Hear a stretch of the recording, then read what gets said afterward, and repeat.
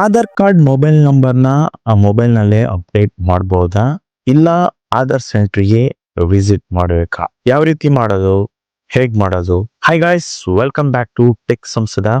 ಇವತ್ತಿನ ವಿಡಿಯೋದಲ್ಲಿ ನಾನು ನಿಮಗೆ ಕಂಪ್ಲೀಟ್ ಆಗಿ ಆಧಾರ್ ರಿಲೇಟೆಡ್ ನ ಇನ್ಫಾರ್ಮೇಶನ್ ನ ಕೊಡ್ತೀನಿ. ನನ್ನ ಪ್ರೀವಿಯಸ್ ವಿಡಿಯೋಗೆ ಒಂದು ಉತ್ತಮವಾದ ಒಂದು ರೆಸ್ಪಾನ್ಸ್ ಬಂದಿತ್ತು. ಅಂದ್ರೆ ಸಾಕಷ್ಟು ಜನರು ಕ್ವಶನ್ಗಳನ್ನ ಕೇಳಿದ್ರು. ಅದಕ್ಕೆ ಈ ವಿಡಿಯೋದಲ್ಲಿ ನಿಮ್ಗೆ ಕಂಪ್ಲೀಟ್ ಆಗಿ ಇನ್ಫೋ ಕೊಡ್ತೀನಿ. ಮೊದಲನೇದಾಗಿ ಆಧಾರ್ ಕಾರ್ಡ್ ಅಲ್ಲಿ ಏನೆಲ್ಲ ಅಪ್ಡೇಟ್ ಮಾಡಬಹುದು ಅನ್ನೋದನ್ನ ನಾನು ನಿಮ್ಗೆ ಹೇಳ್ತಾ ಹೋಗ್ತೀನಿ. ಮೊಬೈಲ್ ನಂಬರ್ ಆಗಿರ್ಬೋದು, ಅಡ್ರೆಸ್ ಆಗಿರ್ಬೋದು, ಡೇಟ್ ಆಫ್ ಬರ್ತ್ ಆಗಿರ್ಬೋದು, ನೇಮ್ ಚೇಂಜ್ ಆಗಿರ್ಬೋದು, ಯಾವ್ದೆಲ್ಲ ಮಾಡ್ಬೋದು ಅಂತ. ಎರಡನೇದಾಗಿ ಮೊಬೈಲ್ ನಂಬರ್ ಇಲ್ಲ ಅಂದವರು ಏನ್ ಮಾಡಬೇಕು, ವಾಟ್ ಈಸ್ ದ ಸೊಲ್ಯೂಷನ್?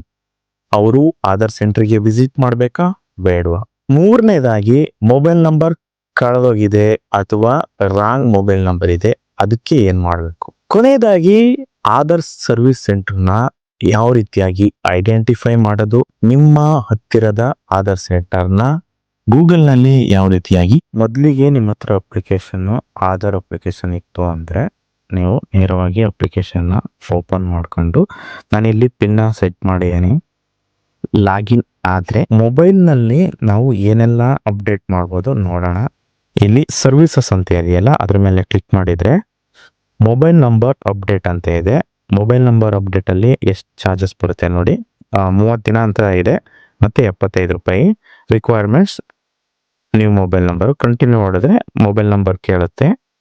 ಈ ರೀತಿಯಾಗಿ ನೀವು ಮೊಬೈಲ್ ನಂಬರು, ಓಲ್ಡ್ ನಂಬರು ಎಲ್ಲಾನು OTP ತಗೊಂಡು ಇದರಲ್ಲಿ ಒಂದು ಅಪ್ಡೇಟ್ ಮಾಡ್ಬೋದು. ನೆಕ್ಸ್ಟ್ ಬಂದ್ಬಿಟ್ಟು ಅಡ್ರೆಸ್ ಅಪ್ಡೇಟ್. ಅಡ್ರೆಸ್ ಅಪ್ಡೇಟ್ಗೆ ಯೂಸಿಂಗ್ ಡಾಕ್ಯುಮೆಂಟ್ಸ್ ಅಂತ ಇದೆಯಲ್ಲ, ಅದ್ರ ಮೇಲೆ ಕ್ಲಿಕ್ ಮಾಡಿದ್ರೆ ಪ್ರೊಸೆಸಿಂಗ್ ಚಾರ್ಜಸ್ ಏನಿದೆ ಮತ್ತೆ ಏನೆಲ್ಲ ಪ್ರೂಫ್ಗಳು ಬೇಕಾಗುತ್ತೆ. Select proof of address document, verify details, ಈ ತರ ಎಲ್ಲ ಇದೆಯಲ್ಲ, ಇದ್ರಲ್ಲಿ ನಾನು ನಿಮ್ಗೆ ತೋರಿಸ್ತೀನಿ. ಕಂಟಿನ್ಯೂ ಮಾಡಿದ್ರೆ ಡಾಕ್ಯುಮೆಂಟ್ಸ್ ಯಾವ್ದು ಬೇಕು ಅಂದ್ರೆ ಇಲ್ಲಿ ನೋಡಿ, ಇಷ್ಟು photo ID, voter ID, standard certificate, ration card, electricity bill. Address change ಮಾಡೋರಿಗೆ ಮೇನು ನೀವೇನಾದ್ರೂ ಕರೆಂಟ್ ಬಿಲ್ ಇತ್ತು ಅಂದ್ರೆ ಎಲೆಕ್ಟ್ರಿಸಿಟಿ ಬಿಲ್ಲು, ಮತ್ತೆ ಗ್ಯಾಸ್ ಕಲೆಕ್ಷನ್ ಬಿಲ್ ಇತ್ತು ಅಂದ್ರೂ ಕೂಡ ಅದನ್ನು ಯೂಸ್ ಮಾಡ್ಬೋದು. ಪಾಸ್ಪೋರ್ಟ್ ಇತ್ತು ಅಂದ್ರೂ ಕೂಡ ಯೂಸ್ ಮಾಡಬಹುದು. ಮೇಜರ್ಲಿ ಇವೆಲ್ಲ ಅವೈಲೇಬಲ್ ಇರ್ತವೆ. ಮತ್ತೆ ಕಿಸಾನ್ ಫೋಟೋ ಪಾಸ್ಬುಕ್, ಇಷ್ಟನ್ನು ಕೂಡ ನೀವು ಸೆಲೆಕ್ಟ್ ಮಾಡಿ ಅಪ್ಡೇಟ್ ಮಾಡ್ಬೋದು. ನೆಕ್ಸ್ಟ್ ಚೇಂಜಸ್ ಬಂದು ನೇಮ್ ಅಪ್ಡೇಟ್. ನೇಮ್ ಅಪ್ಡೇಟು ಮೊಬೈಲಲ್ಲಿ ಇಲ್ಲ, ಮತ್ತೆ ವೆಬ್ಬಲ್ಲೂ ಕೂಡ ಅವೈಲೇಬಲ್ ಇಲ್ಲ.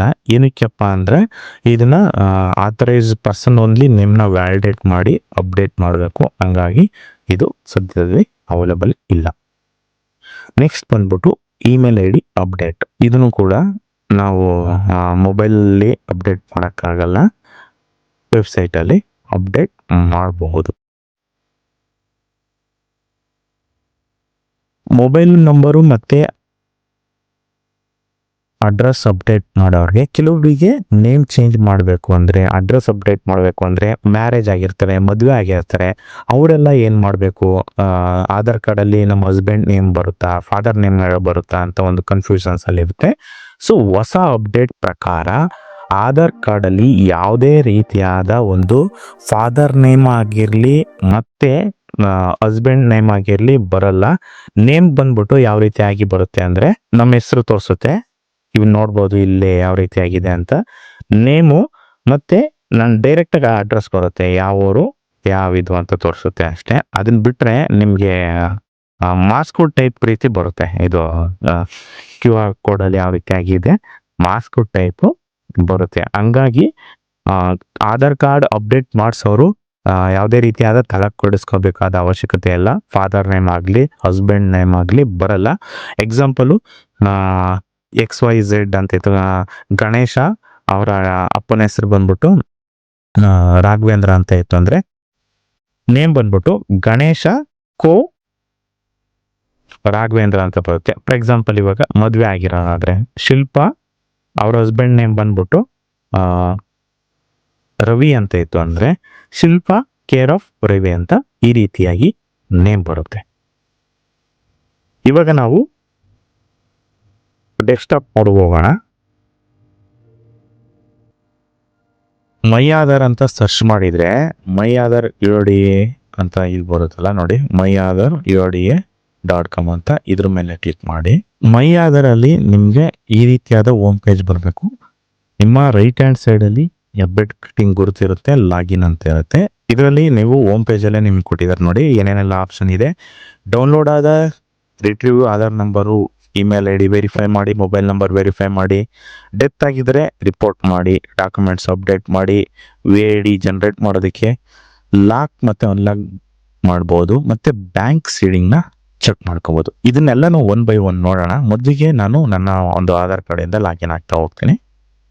ಲಾಗಿನ್ ಮೇಲೆ ಕ್ಲಿಕ್ ಮಾಡಿ. ಲಾಗಿನ್ ಮೇಲೆ ಕ್ಲಿಕ್ ಮಾಡಿದ ನಂತರ ನಿಮಗೆ ಈ ರೀತಿಯಾದ ಒಂದು ಪೇಜ್ ಓಪನ್ ಆಗುತ್ತೆ. ಪೇಜಲ್ಲಿ ನಿಮಗೆ ನಿಮ್ಮ ಆಧಾರ್ ಕಾರ್ಡ್ ನಂಬರ್ನ ಎಂಟರ್ ಮಾಡಿ. ಇಲ್ಲಿ ಕೆಳಗಡೆ ಕಾಡ್ತಿರ್ತಕ್ಕಂಥ ಆ ಬಾಕ್ಸ್ ಇರತಕ್ಕಂಥ ಕ್ಯಾಪ್ಚಾ ಏನು ಆಲ್ಫಾಬೆಟ್ ಇದೆ ಅದನ್ನ ಎಂಟರ್ ಮಾಡಿ. ಇದಾದ್ಮೇಲೆ ನಿಮ್ಮ ರಿಜಿಸ್ಟರ್ಡ್ ಮೊಬೈಲ್ ನಂಬರ್ಗೆ OTP ಬರುತ್ತೆ.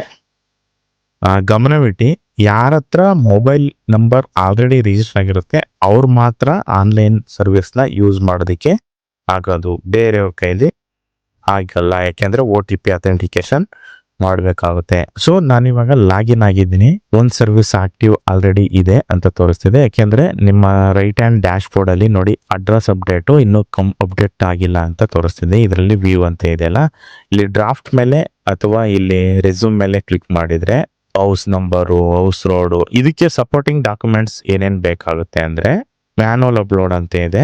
ಇದನ್ನ ಆಕ್ಸೆಪ್ಟ್ ಮಾಡಿದ್ರೆ ನಿಮ್ಗೆ ಇಲ್ಲಿ ನೋಡಿ, ನಾನು ಅವಾಗಲೇ ಮೊಬೈಲ್ ಅಪ್ಲಿಕೇಶನ್ ಅಲ್ಲಿ ಏನೇನ್ ತೋರಿಸಿದ್ರು ಅದೇ ತರ ವೋಟರ್ ID, ಎಲೆಕ್ಟ್ರಿಸಿಟಿ ಬಿಲ್ಲು, ಮತ್ತೆ ಪಾಸ್ಪೋರ್ಟು, ಮತ್ತೆ ಮ್ಯಾರೇಜ್ ಸರ್ಟಿಫಿಕೇಟು, ಅಡ್ರೆಸ್ ರಿಲೇಟೆಡ್ ಏನೇ ಇರುತ್ತೆ ಎಲ್ಲನೂ ಕೂಡ ಯೂಸ್ ಮಾಡೋದು.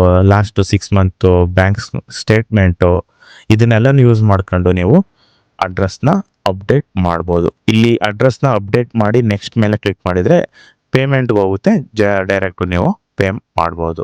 ಆಧಾರ್ ಕಾರ್ಡ್ನ ಡೌನ್ಲೋಡ್ ಮಾಡ್ಬೋದು. ಸೇಮು ಆಧಾರ್ ಕಾರ್ಡ್ ಯಾವುದಿದೆ ಅದನ್ನ ಮಾಸ್ಕ್ಡ್ ಆಧಾರ್ ಬೇಕಾ ಅಂತ ಕೇಳುತ್ತೆ, ಡೈರೆಕ್ಟ್ ಆಗಿ ಡೌನ್ಲೋಡ್ ಮಾಡ್ಬೋದು. PUC ಕಾರ್ಡ್ಗೆ ಆರ್ಡ್ರು ಕೂಡ ಮಾಡ್ಬೋದು. 50 ರೂಪಾಯಿ ಚೇಂಜಸ್ ಬರುತ್ತೆ.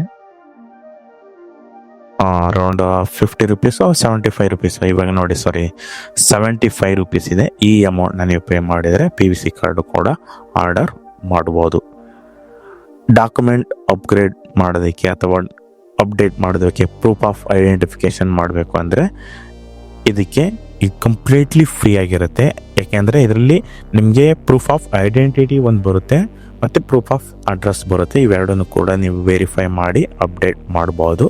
ಬ್ಯಾಂಕ್ ಸೀಡಿಂಗ್ ಸ್ಟೇಟಸ್ಸು, ಇವಾಗ ನೀವೇನಾದರೂ ಇದಕ್ಕೆ ಸಬ್ಸಿಡಿ ಬರ್ತಾ ಇಲ್ಲ ಮತ್ತು ಬ್ಯಾಂಕ್ ಸೀಡಿಂಗ್ಸ್ ಚೆಕ್ ಮಾಡೋದು ಹೆಂಗೆ ಅಂತ ನೋಡೋದಾದರೆ ಈ ರೀತಿಯಾಗಿ ನೀವು ವೆರಿಫೈ ಮಾಡ್ಬೋದು. ಜಸ್ಟ್ ಲಾಗಿನ್ ಆಗಿ ನಿಮ್ಮ ಆಧಾರ್ ಕಾರ್ಡು ಯಾವ ಬ್ಯಾಂಕ್ ಒಂದಿಗೆ ಸಿಂಕ್ ಆಗಿದೆ, ಸೀಡಿಂಗ್ ಆಕ್ಟಿವ್ ಇದೆಯಾ, ಯಾವತ್ತಿಂದ ಸಿಂಕ್ ಆಗಿದೆ ಅಂತ ಇದನ್ನು ತೋರಿಸುತ್ತೆ. ಇದನ್ನು ಕೂಡ ಚೇಂಜ್ ಮಾಡ್ಬೋದು. ನೆಕ್ಸ್ಟ್ ಕಮಿಂಗ್ ವಿಡಿಯೋದಲ್ಲಿ ನಾನು ಚೇಂಜ್ ಮಾಡೋದು ಹೆಂಗೆ ಅಂತ ನಿಮಗೆ ಹೇಳ್ತೀನಿ.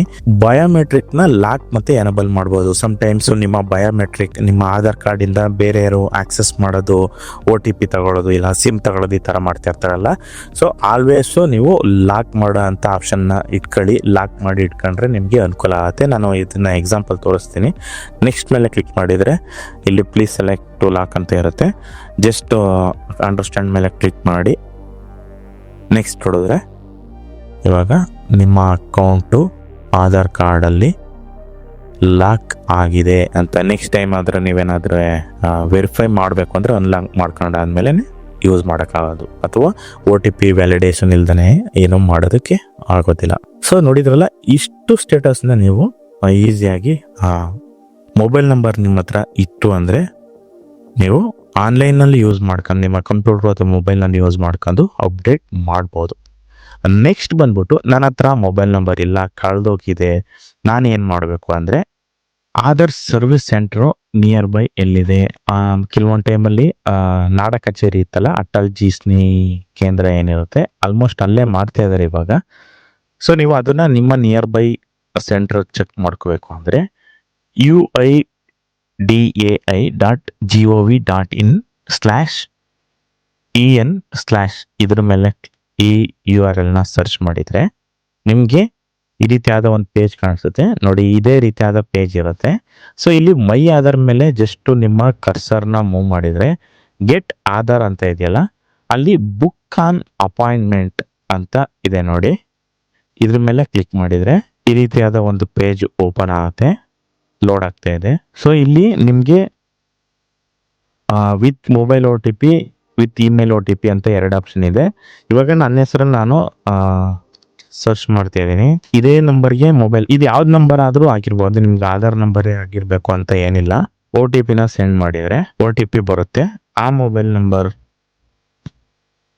ಇದು ನಿಮ್ಗೆ ಎನಿ ನಂಬರ್, ನಿಮ್ಗೆ ಇಂಥದ್ದೇ ಆಗ್ಬೇಕು ಅಂತ ಏನಿಲ್ಲ. ಇಲ್ಲಿ ನೋಡಿ ನೀವು ಅದು OTP ವ್ಯಾಲಿಡೇಷನ್ ಆದ್ಮೇಲೆ ಸೆಂಟರ್ ಅಪಾಯಿಂಟ್ಮೆಂಟ್ ಇದೆಯಲ್ಲ, ಇದ್ರ ಮೇಲೆ ಕ್ಲಿಕ್ ಮಾಡಿ. ಸೊ ಈ ರೀತಿಯಾದ ಒಂದು ಮ್ಯಾಪ್ ನಿಮ್ಗೆ ಬರುತ್ತೆ. ಏಜ್ ಎಷ್ಟು ನಿಮ್ದು, ಎಕ್ಸಾಂಪಲ್ 5 to 10 years ಅಂದ್ರೆ ಬಾಲ ಆಧಾರನ ಅಪ್ಡೇಟ್ ಮಾಡ್ತಿದ್ದೀರಾ, 5 to 18 years, ಅಬೌವ್ 18 years ಅಂತ ತೋರಿಸುತ್ತೆ. ನಾನು ಎಕ್ಸಾಂಪಲ್ ನಿಮಗೆ ಅಬೌವ್ 18 years ತೋರಿಸ್ತಾ ಇದ್ದೀನಿ, ಅಂದರೆ 18 ವರ್ಷಕ್ಕಿಂತ ಮೇಲ್ಗಡೆ. ಏನು ಸರ್ವಿಸ್ ಬೇಕು ನಿಮಗೆ, ಮೊಬೈಲ್ ನಂಬರ್ ಅಪ್ಡೇಟ್ ಮಾಡಬೇಕಾ, ಬಯೋಮೆಟ್ರಿಕ್ ಅಪ್ಡೇಟ್ ಮಾಡಬೇಕಾ, ಇದೆಲ್ಲ ನೋಡಿ.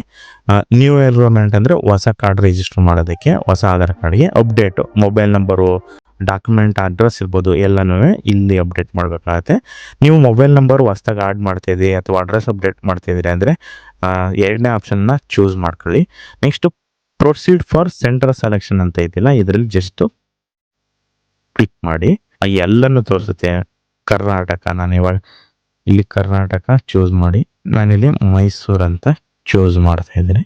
ಸರ್ಚ್ ಬೈ ಪಿನ್ ಕೋಡ್ ಬರುತ್ತೆ, ಸರ್ಚ್ ಬೈ ಸ್ಟೇಟ್ ವೈಸು ಮತ್ತು ಡಿಸ್ಟಿಕ್ ವೈಸ್ ಇರುತ್ತೆ. ನಾನು ಎಕ್ಸಾಂಪಲ್ ಮೈಸೂರು ತಗೋತಾ ಇದ್ದೀನಿ. ಸೊ ಇಲ್ಲಿ ಅಂಡರ್ ಮೈಸೂರು ಒಳಗಡೆ ಯಾವುದು ಸಬ್ ಇದೆ ಅದನ್ನು ತೋರಿಸುತ್ತೆ, ಮೈಸೂರು ಅಂತಲೇ ಏನು ಮಾಡ್ತೀನಿ. ಈಗ ಸರ್ಚ್ ಮಾಡ್ತೀನಿ, ಸರ್ಚ್ ಬೈ ಸಬ್ ಡಿಸ್ಟಿಕ್ ಅಂತ. ಇವಾಗ ನಿಮಗೆ ಇಲ್ಲಿ ಇತ್ತು ಅಂದರೆ ಎಷ್ಟು ಅವೈಲೇಬಲ್ ಇದೆ ಎಲ್ಲನೂ ತೋರಿಸುತ್ತೆ ನೋಡಿ.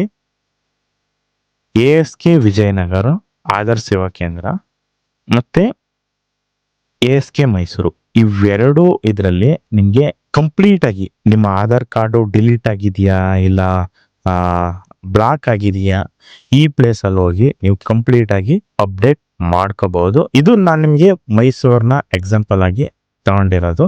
ನಾನು ನಿಮಗೆ ಮ್ಯಾಪ್ನು ಕೂಡ ತೋರಿಸುತ್ತೆ, ಅದು ಯಾವ ರೀತಿಯಾಗಿ ASK ಮೈಸೂರು ಅಂತ ತೋರಿಸ್ತೀನಿ. ಇಲ್ಲಿ ನೋಡಿ, ಇಲ್ಲಿ ಇದು ಪೇಜ್ ಲೋಡ್ ಆಗಿಲ್ಲ, ಬಟ್ ಇಲ್ಲಿ ತಗೋಬೋದು. ಮತ್ತು ಇಲ್ಲಿ ಬುಕ್ ಅಪಾಯಿಂಟ್ಮೆಂಟ್ ಮೇಲೆ ಕ್ಲಿಕ್ ಮಾಡಿದರೆ ಯಾವತ್ತು ಬುಕ್ ಮಾಡಬೇಕು, ಎಕ್ಸಾಂಪಲ್ ಇವತ್ತು ಜನವರಿ 22, ನಾನೇನಾದರೂ ನೆಕ್ಸ್ಟ್ ವೀಕ್ ಹೋಗ್ತೀನಿ ಅಂದರೆ 25ನೇ ತಾರೀಕು ಹೋಗ್ತೀನಿ ಅಂದರೆ ಅವತ್ತು ಟೈಮ್ ಸ್ಲಾಟು ಎಷ್ಟು ಗಂಟೆಗೆ ಅವೈಲೇಬಲ್ ಇದೆ, ಏನೇನು ಯಾವುದೇದಿದೆ ಅದನ್ನು ನಾನು ಎಕ್ಸಾಂಪಲ್ 12 ಗಂಟೆಗೆ ಚೂಸ್ ಮಾಡಿದರೆ ಕನ್ಫರ್ಮ್ ಆ್ಯಂಡ್ ಪ್ರೊಸೀಡ್ ಮಾಡಿದರೆ ನೇಮ್ಸ್, ನಿಮ್ಮ ಹತ್ರ ಡಾಕ್ಯುಮೆಂಟ್ಸ್ ಯಾವುದಿದೆ ಅದನ್ನು ಮತ್ತೆ ಮೊಬೈಲ್ ನಂಬರ್ ಹಾಕಿ, ಆಧಾರ್ ಕಾರ್ಡ್ ನಂಬರ್ ನಿಮ್ಮದು ಕಳೆದೋಗಿತ್ತಾ ಅಥವಾ ಹೊಸದು ಯಾವ್ದಾದ್ರು ಬ್ಲಾಕ್ ಆಗಿತ್ತಾ ಅದನ್ನು ಹಾಕಿ ನೆಕ್ಸ್ಟ್ ಅಂತ ಹೊಡೆದ್ರೆ ನಿಮಗೆ ರಿವ್ಯೂ ಅಪಾಯಿಂಟ್ಮೆಂಟ್ ಸ್ಟೇಟಸ್ ಬರುತ್ತೆ.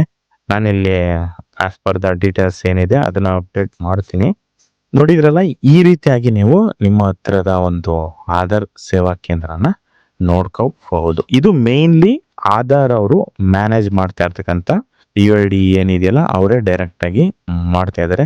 ಅದನ್ನು ಬಿಟ್ಟು ನಿಮಗೆ ಅಟಲ್ಜಿ ಸೇವಾ ಕೇಂದ್ರದಲ್ಲೂ ಕೂಡ ಮಾಡ್ತಾರೆ, ಅಂದರೆ ಏನು ನಾಡ ಕಚೇರಿ ಅಂತ ಕರಿತೀವಿ, ಅಥವಾ ಬ್ಯಾಂಕ್ಗಳಲ್ಲಿ.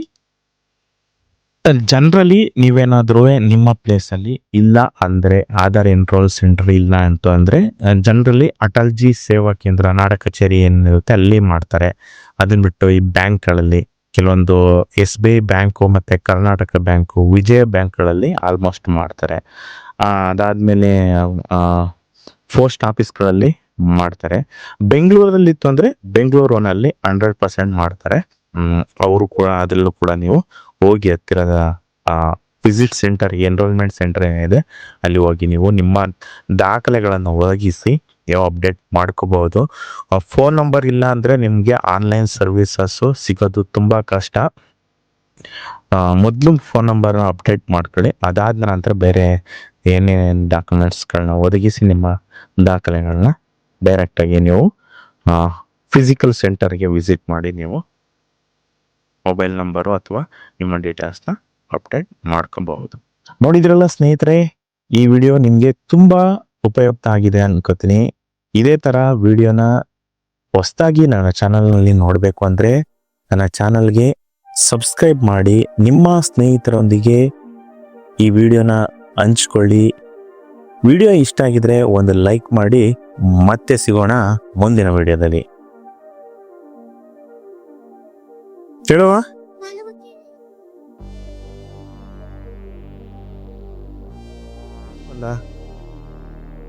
ಚೆಕ್ ಮಾಡೋದು.